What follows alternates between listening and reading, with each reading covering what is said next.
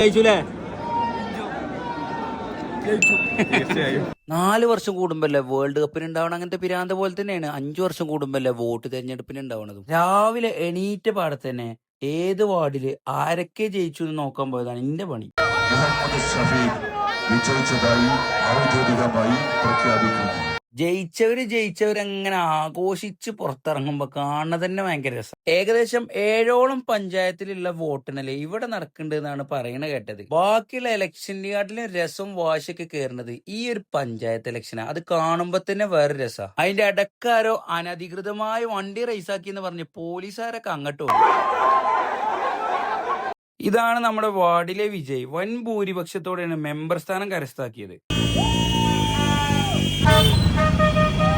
ഇതൊക്കെ കാണുമ്പോഴാണ് പണ്ടത്തെ ആ കുട്ടിക്കാലം ഓർമ്മ വരുന്നത്. നാട്ടിലെങ്ങും ജയിച്ചതിന്റെ ആഘോഷവും നിലവിൽ.